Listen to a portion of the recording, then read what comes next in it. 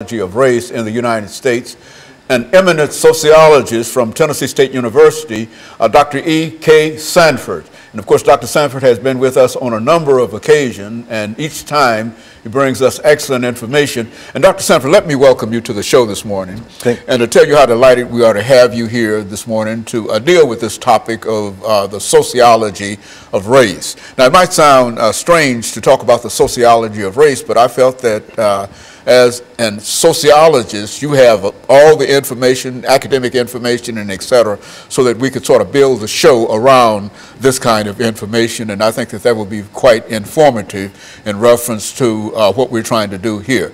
But before we get into that, let's have you to give audience some information in reference to your background, your education, and your experiences. I know you've been here on many occasions, and they've said it before, you've said it before, but there might be one person out there that might not know about you, that we feel that it's important for that person to know about you. So give us some information in reference to your background, your education, and your experiences. Well, thank you so much. And as you said, I am a professor of sociology at Tennessee State University. I guess I'll start from my latest all the way up to the present.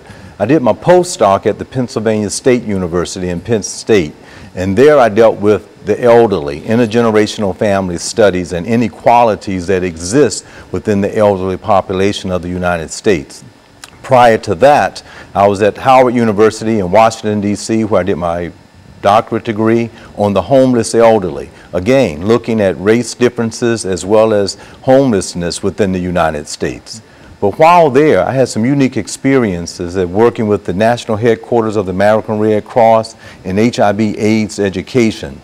We were the groundbreaking organization that started the whole issue of outreach for HIV/AIDS that was funded by the Centers for Disease Control and the United States Congress. Also, while there, I worked with the D.C. Superior Court. In that capacity, we dealt with mediation within the court system. I also worked with the American Association of Black Law Enforcement Executives, dealing with incarceration rates here in the United States and victims assistance. But I did my undergraduate degree at North Carolina Central University, as well as some studies at UNC in Chapel Hill and at the Institute for Social Research at the University of Michigan. Cool. And then one of my specialty areas in this particular has been in race and ethnic relations, in medical sociology. And while at Howard University, they had an excellent program in Africana Studies and African American Studies, looking at a diaspora type of issue. And I did an external minor while working on a doctorate degree in that, which I think is very relevant for today's topic on looking at the sociology of race in America and how it has persisted from an earlier time to the present.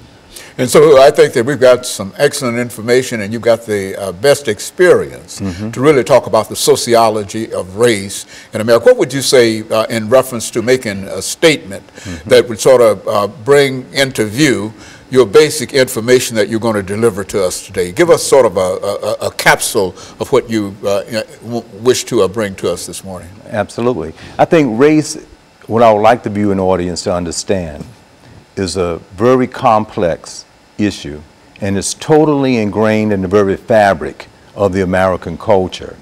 And when I say culture, I'm talking about that complex whole that includes knowledge, traditions, values, and that's passed down from one generation to the next generation.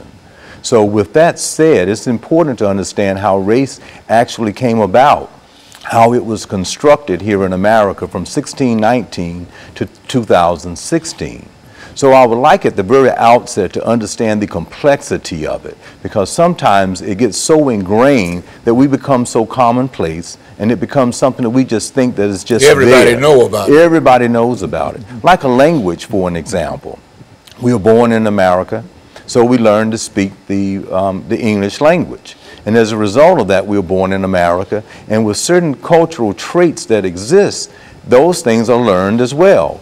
So I think that's the point of departure of our discussion today, and to try to understand the complexity of it, because presently in 2016, we have an issue of people feeling that, well, that was back then and this is now. So I'm hoping today's discussion will bring us to bear on how we need to define it, understand some of the key terms that are very important in understanding race and racism in America, because you have to understand something before you can then understand how it's present. Very good. And if that understanding is misled or not understood, then we have a tendency to have a generality about it. Very good. We're going to take a first commercial break, and we'll be back with our audience following this very, very short commercial break.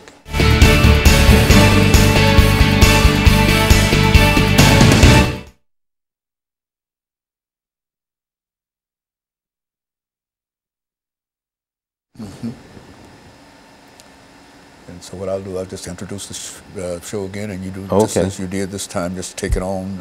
Okay. And I'm over here, you know. All right.